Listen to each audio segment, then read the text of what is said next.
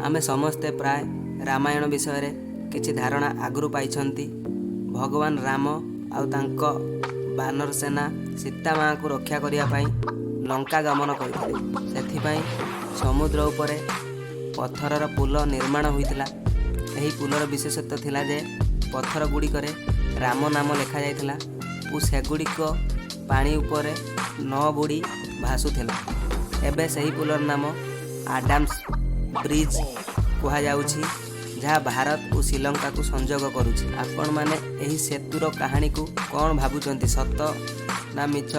Comment box में निश्चय जणाନ୍ତୁ। किंतु वैज्ञानिक माने एबे भी एही सेतुर अलौकिक शक्ति को विश्वास करुछंती, कारण महाकाशरू निर्दिष्ट दूरतारे ग्रेट वॉल ऑफ चाइना मध्य देखा जाए नाही, किंतु एही राम सेतु महाकाशरू क्लियर देखा जाए था। यही फैक्ट आगुरी जानी कि नहीं? कमेंट बॉक्स में निश्चय जणाନ୍ତୁ।